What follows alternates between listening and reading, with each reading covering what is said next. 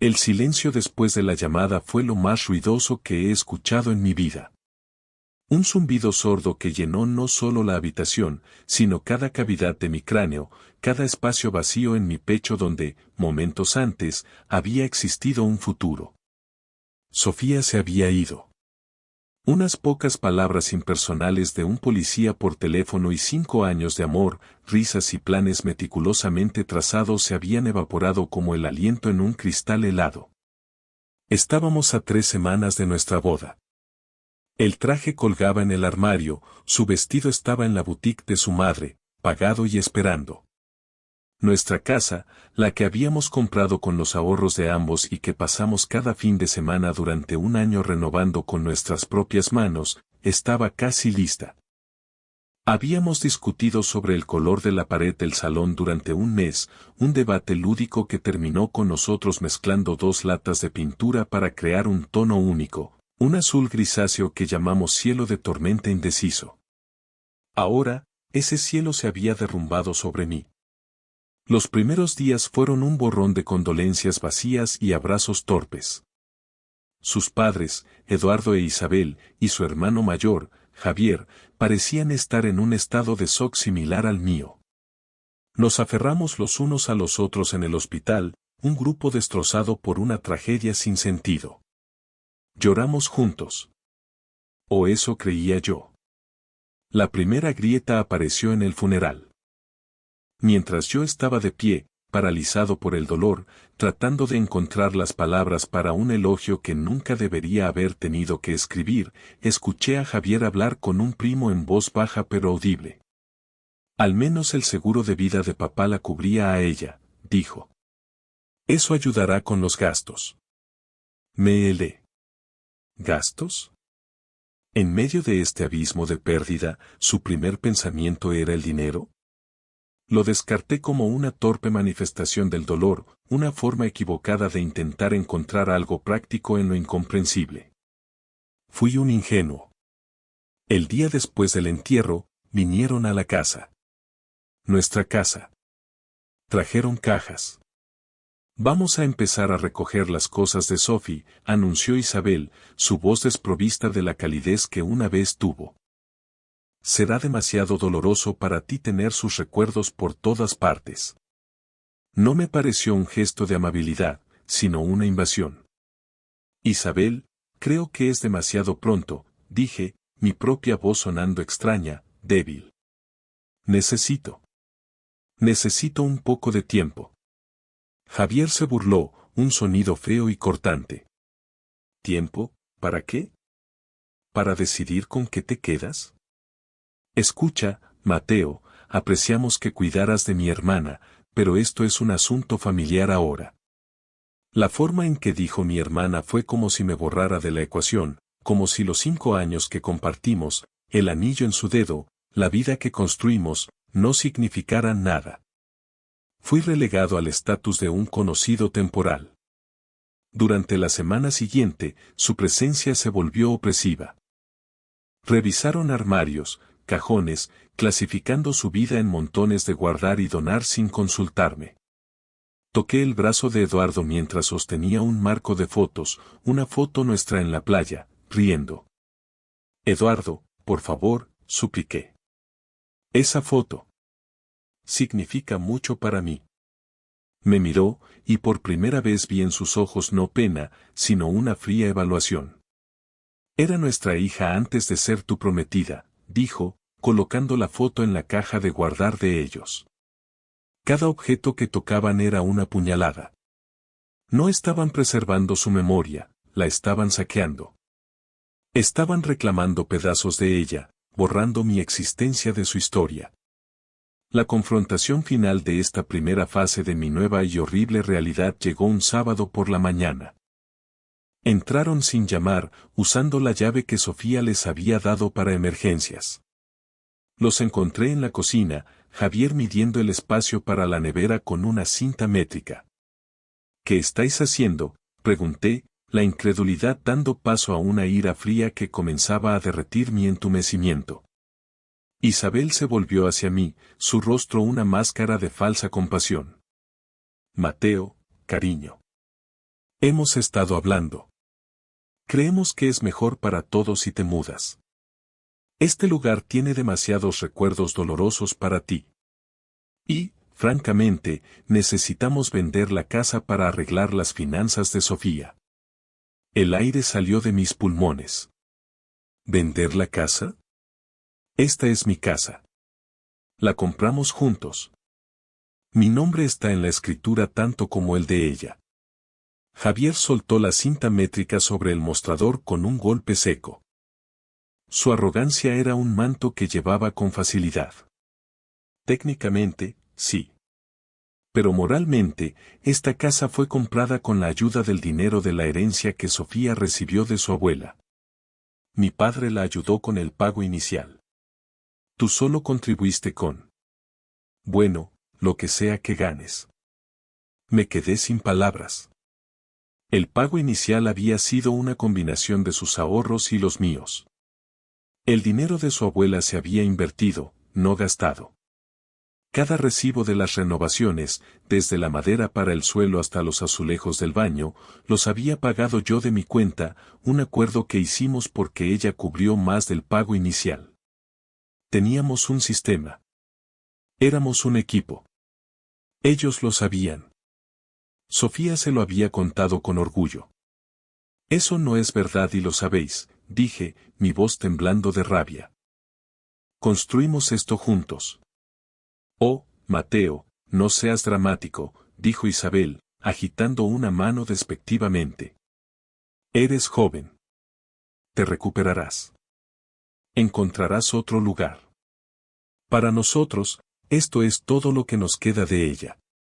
Todo lo que les quedaba de ella no eran los recuerdos, las fotos o el amor que compartimos. Era el valor de mercado de los ladrillos y el mortero. En ese momento, el dolor de perder a Sofía fue eclipsado momentáneamente por la quemadura blanca y cegadora de la traición. No estaban de luto por su hija, estaban liquidando sus activos. Y yo era el principal pasivo. No me iré a ninguna parte, dije, y la fuerza en mi voz me sorprendió incluso a mí. Esta es mi casa. Javier dio un paso hacia mí, su pecho hinchado. Veremos qué dice un juez al respecto. No tienes nada. Eres un inquilino glorificado que se aprovechó de mi hermana. Esa fue la declaración de guerra. Me miraron con desprecio, viéndome como un obstáculo, un problema a eliminar. Ya no era el hombre que su hija amaba, el hombre que iba a ser su yerno. Era un extraño, un enemigo. Mientras se iban, prometiendo acciones legales, me quedé solo en el silencio de nuestra casa. Miré la pared cielo de tormenta indeciso y ya no vi un recuerdo tierno. Vi un campo de batalla. La pena seguía ahí, un océano oscuro y pesado en mi interior, pero ahora, en su superficie, ardía una nueva llama, la determinación. No iban a borrarme. No iban a profanar lo que Sofía y yo construimos por su codicia. El hombre ingenuo y desconsolado que había sido durante las últimas semanas murió en esa cocina. En su lugar, nació algo más duro, más frío y mucho, mucho más metódico. Iba a luchar. Por mí. Por Sofía. Por la verdad. Y me aseguraría de que lamentaran profundamente el día en que subestimaron al hombre al que su hija había elegido. La guerra no comenzó con gritos y portazos, sino con el silencio calculado de un hombre que había sido empujado demasiado lejos. Los días siguientes a su declaración de guerra fueron los más extraños de mi vida. El duelo por Sofía era una corriente subterránea constante, un dolor sordo que amenazaba con ahogarme en cualquier momento. Pero la traición de su familia actuó como un salvavidas perverso. Me dio un propósito, un enfoque nítido que cortaba a través de la niebla del dolor. Me convertí en un arqueólogo de mi propia vida. Pasé horas, días, desenterrando los artefactos de nuestra relación, no por nostalgia, sino por munición. Cada extracto bancario que mostraba transferencias a la cuenta conjunta. Cada recibo de Home Depot por los materiales de renovación, pagados con mi tarjeta de débito. Imprimí correos electrónicos donde Sofía y yo discutíamos el presupuesto, donde ella me agradecía por cubrir los costos de la nueva cocina mientras ella ahorraba para los muebles. Descargué años de mensajes de texto, destacando conversaciones sobre la casa, nuestros planes, nuestras finanzas compartidas. Era un proceso metódico y desgarrador. Cada prueba de nuestro amor compartido era también una daga en mi corazón, un recordatorio de lo que había perdido. Pero cada pieza de evidencia era también un ladrillo en el muro que estaba construyendo a mi alrededor, una fortaleza contra su codicia. Contraté a una abogada, Elena. Era una mujer de unos 50 años, con ojos agudos que parecían ver directamente a través de las tonterías. Le conté toda la historia, mi voz tranquila y monótona mientras exponía los hechos. Cuando terminé, me miró fijamente durante un largo momento. He visto esto antes, dijo, su voz tranquila pero firme. El dolor saca lo peor de la gente. O, más a menudo, revela lo que siempre estuvo ahí, justo debajo de la superficie. Su validación fue como un sorbo de agua en un desierto. Me hizo sentir menos loco, menos solo. Juntos, organizamos mi montaña de pruebas en un caso hermético. La carta oficial de su abogado llegó una semana después. Estaba llena de lenguaje legal florido, pero el mensaje era brutalmente simple: exigían que desalojara la propiedad de inmediato y renunciara a cualquier reclamo sobre ella. Afirmaban que mi contribución financiera era equivalente a un alquiler y que el capital de la casa pertenecía por derecho al patrimonio de la difunta, es decir, a ellos. La carta estaba llena de mentiras e insinuaciones, pintándome como un oportunista que se había aferrado a su hija por su dinero. Mi ira era tan fría y afilada como un fragmento de hielo. La respuesta de Elena fue una obra maestra de precisión legal. Refutó cada punto con una referencia directa a un extracto bancario, un recibo o un correo electrónico. Adjuntamos copias de la escritura, donde figurábamos como propietarios conjuntos con derecho de supervivencia, una cláusula que Sofía y yo habíamos elegido específicamente para protegernos mutuamente. Significaba que si uno de nosotros moría, el otro se convertía automáticamente en el único propietario. Era un detalle legal que, en su arrogancia, habían pasado por alto o decidido ignorar. La respuesta de su lado fue el silencio durante 2 semanas. Luego, cambiaron de táctica. Empezaron las llamadas telefónicas. Isabel lloraba, acusándome de ser cruel, de arrastrar el nombre de su hija por el barro por una simple casa.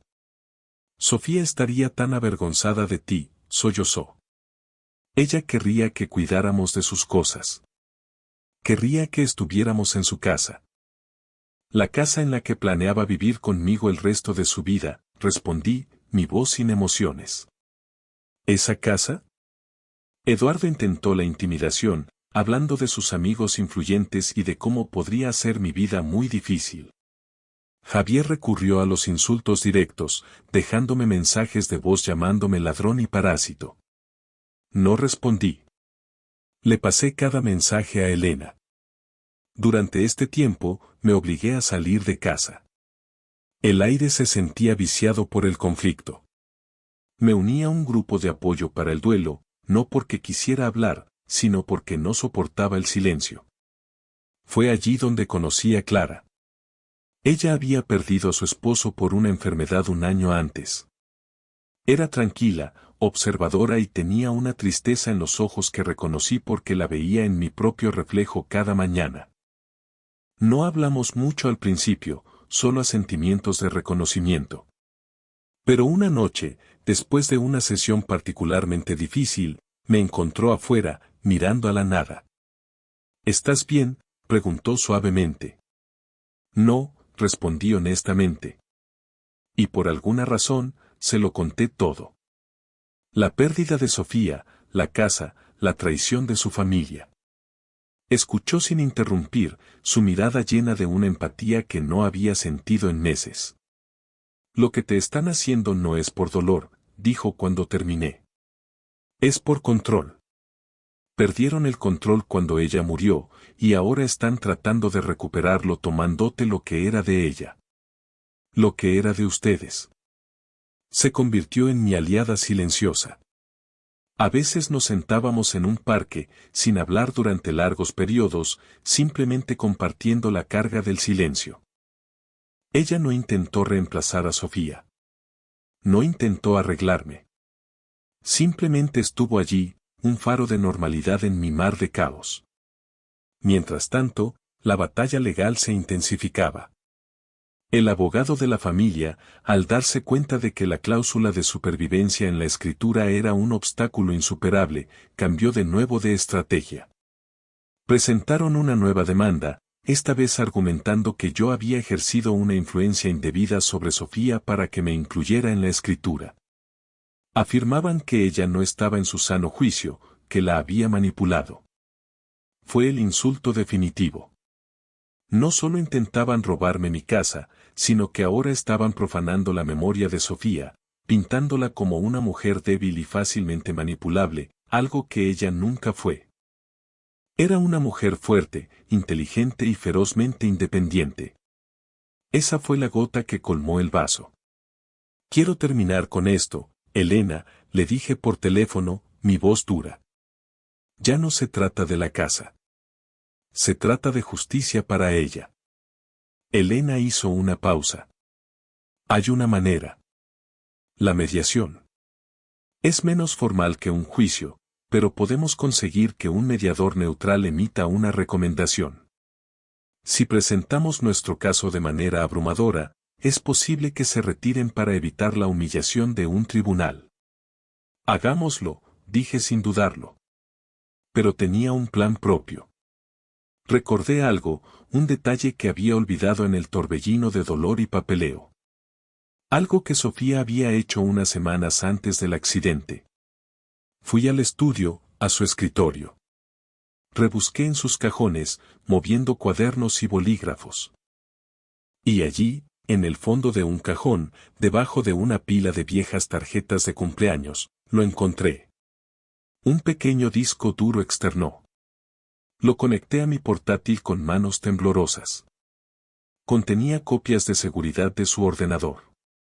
Archivos, fotos. Y vídeos. Hice clic en la carpeta de vídeos. La mayoría eran clips tontos de nuestras vacaciones. Pero uno tenía un título diferente, para Mateo, por si acaso. Mi corazón se detuvo. Lo abrí. La cara sonriente de Sofía llenó la pantalla. Estaba en nuestro salón, con la pared cielo de tormenta indeciso detrás de ella. Hola, mi amor, dijo, su voz llenando el silencio de la habitación.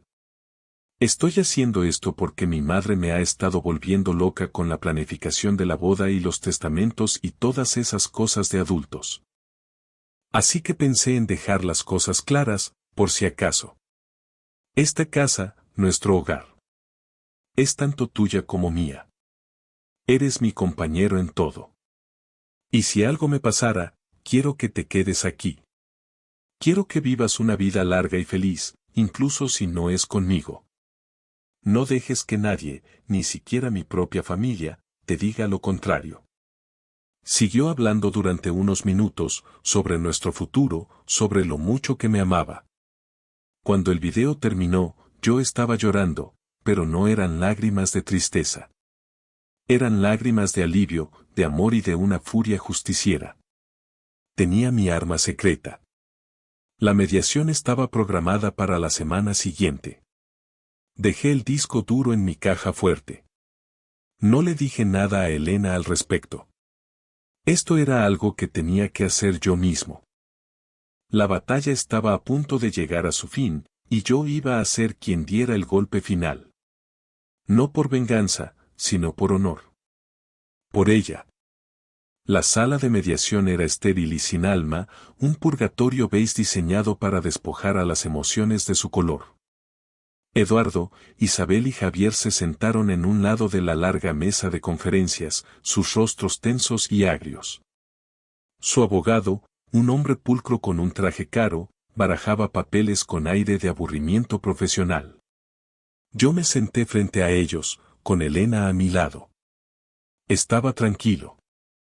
El océano de pena por Sofía seguía dentro de mí, pero había aprendido a navegar en sus profundidades. La ira que antes me consumía se había enfriado hasta convertirse en un núcleo de acero en mi columna vertebral. Era la calma que precede a la tormenta. Su abogado comenzó, repitiendo las mismas acusaciones cansadas sobre la influencia indebida y mi supuesta manipulación. Habló de la generosidad de la familia, del pago inicial, pintando un cuadro en el que yo era poco más que un invitado a largo plazo que ahora se negaba a irse. Javier añadía comentarios sarcásticos en voz baja, mientras Isabel se secaba lágrimas inexistentes con un pañuelo. Escuché sin interrumpir, mi expresión neutral. Cuando terminó, el mediador, un hombre mayor y de aspecto amable, se volvió hacia nosotros. Señor Ortiz, su respuesta, dijo. Elena comenzó a hablar, exponiendo metódicamente nuestro caso. Presentó la escritura, los extractos bancarios, los recibos de las renovaciones. Con cada pieza de evidencia, la confianza en el rostro del abogado contrario vacilaba un poco. Los rostros de la familia se endurecían, su indignación justa se convertía en una ira hosca. Presentó correos electrónicos donde Sofía se refería a la casa como nuestra casa y hablaba con entusiasmo de nuestro futuro en ella. Demostró, más allá de toda duda razonable, que éramos socios en todos los sentidos de la palabra. Como pueden ver, concluyó Elena, el reclamo del señor Ortiz no solo es moralmente justo, sino legalmente irrefutable. La demanda de influencia indebida es frívola y, francamente, un insulto a la memoria de la mujer inteligente e independiente que era Sofía. Hubo un silencio denso. El abogado de la familia susurró urgentemente a Eduardo. Pude ver el pánico en sus ojos. Sabían que habían perdido en el frente legal. Pero yo no había terminado. Si me permite, señor mediador, dije, mi voz tranquila pero llenando la habitación. Me gustaría dirigirme a la familia directamente. El mediador asintió. Me volví para mirar a Eduardo, Isabel y Javier. Mis ojos no contenían ira, solo una profunda y agotada decepción. He escuchado sus acusaciones, comencé. He escuchado cómo han descrito a la mujer que amaba como una tonta sugestionable.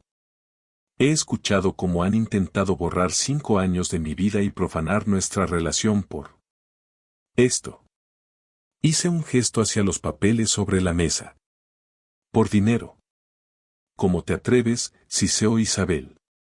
Esto es por el legado de nuestra hija. Su legado, respondí, y mi voz se agudizó por primera vez. ¿Creen que su legado es una cuenta bancaria? ¿El valor de tasación de una propiedad? Su legado era su risa. Su bondad. La forma en que podía hacer que un día de lluvia pareciera soleado. Su legado es el amor que compartió, no los activos que dejó atrás. Javier se mofó. Discurso muy bonito. No cambia el hecho de que te estás quedando con una casa por la que no pagaste tu parte justa. Ya tenemos un comprador esperando, alguien que pagará muy por encima del mercado. Dinero que debería ir a su familia, no a ti. Y ahí estaba. La admisión que esperaba. La arrogancia superando a la estrategia. Elena me lanzó una mirada aguda, reconociendo el error fatal. El mediador frunció el ceño, tomando una nota. La máscara se había caído. Nunca se trató del dolor o del legado. Se trataba de un cheque de caja. Gracias por aclarar eso, Javier, dije con calma. Saqué el pequeño disco duro de mi maletín y lo coloqué sobre la mesa. ¿Saben qué es esto? Es una copia de seguridad del ordenador de Sofía. Resulta que le preocupaba que su tendencia a preocuparse por el dinero, dije, mirando directamente a Isabel, pudiera causar problemas algún día. Así que dejó un mensaje. Una especie de testamento en video.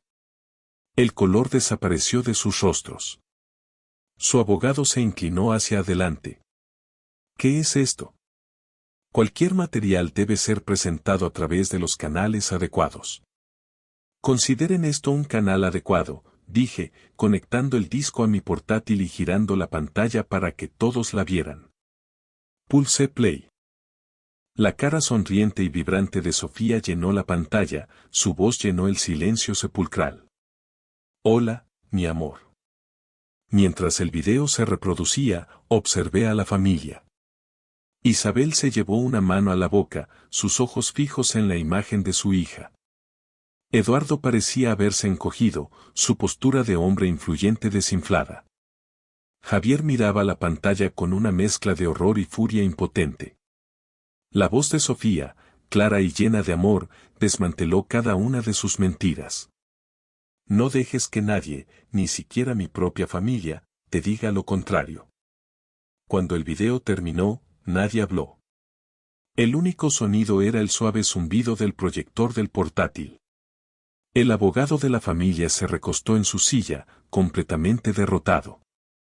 El mediador me miró, luego a la familia, y en sus ojos vi no solo una decisión profesional, sino un juicio humano. Creo que esta mediación ha concluido, dijo en voz baja. Mi recomendación será que la demanda sea retirada inmediatamente con perjuicio. Cualquier otro intento de perseguir este asunto será considerado un acoso malicioso. La derrota fue total. No fue solo legal, fue una aniquilación moral. Se levantaron en silencio, sin mirarme. Su arrogancia reemplazada por una humillación agria y vacía. Mientras salían, Eduardo se detuvo en la puerta por un instante. Me miró, y en sus ojos no había odio, sino algo peor, el reconocimiento vacío de que habían destruido lo último que les quedaba de su hija, su memoria, por nada. Esa noche, me senté en el salón, en la oscuridad, mirando la pared cielo de tormenta indeciso. Por primera vez en meses, la casa no se sentía como un campo de batalla o un mausoleo. Se sentía como un hogar de nuevo. El dolor por Sofía seguía ahí, una parte permanente de mi paisaje interior, pero ya no era un peso aplastante. Se había sentado en un lugar tranquilo, un recuerdo agridulce que podía llevar conmigo en lugar de ser arrastrado por él. Había luchado por nosotros, y había ganado. Unas semanas más tarde, Clara vino a cenar. Trajo una botella de vino y una pequeña planta en maceta. Para un nuevo comienzo, dijo, sonriendo. Nos sentamos en el porche trasero, el que Sofía y yo habíamos construido. Hablamos durante horas, no sobre el dolor o la pérdida, sino sobre cosas simples, libros, música, sueños para el futuro. Un futuro que, por primera vez, me sentía capaz de imaginar. Más tarde, mientras mirábamos las estrellas, ella puso su mano suavemente sobre la mía. Fue un gesto simple, pero se sintió monumental. No borró el pasado, pero prometió un futuro. Me di cuenta de que el amor no había regresado a mí en un instante dramático. Había regresado silenciosamente, con la lealtad de una abogada, la empatía de una amiga y la lenta curación del tiempo. Sofía me había dado el amor de mi vida. Y al luchar por el legado de ese amor, me había dado la fuerza para empezar una nueva vida. Me sentí en paz. Vindicado. Y, por primera vez en mucho tiempo, libre.